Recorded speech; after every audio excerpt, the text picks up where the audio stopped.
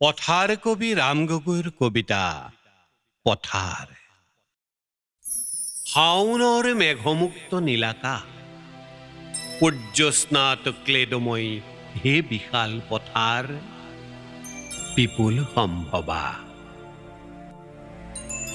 নাঙলৰ শিৰলুত সোণফলা মাটিৰ কামনা হৰ মাক্ত দেহ আৰু দেহাতীত সৃষ্টিৰ চেতনা। কপালৰ ঘাম লাগি সেউজীয়া পৃথিৱী আমাৰ।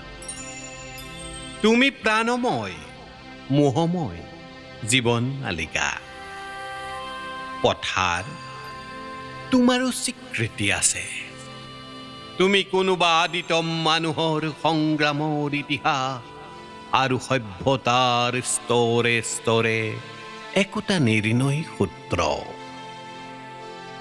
মৃতম্লান কৃষকৰ সাধনা কঠোৰ নিৰন্ন বিমৰ্ষ আৰু ক্লান্ত।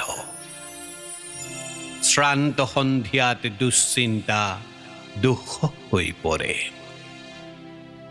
মহাজনী অৰ্থনীতি দৈনন্দিন লাভ আৰু ক্ষতিৰ গণনা।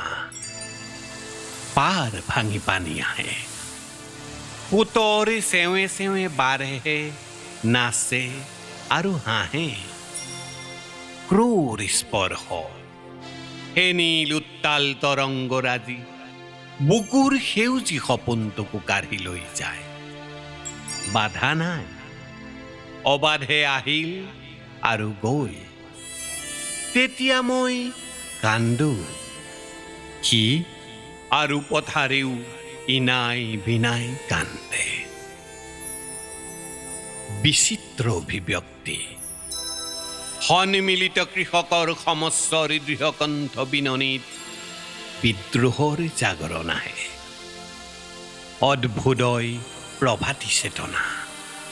অগ্নিদীক্ষা দ্ৰুত অভিযান অবিৰাম।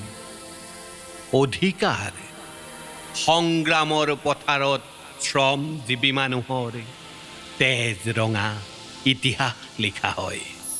পৰিৱৰ্তন আৰু হাল কোৰিডালৈ নতুন যুগৰ অভিযাত্ৰী শ্ৰমিক কৃষক পলাতক উদ্দাস্তু মহাজন পুঁজিপতি সমস্ত সুখক বানপানী পাৰ ভাঙি আৰু আহিব নোৱাৰে।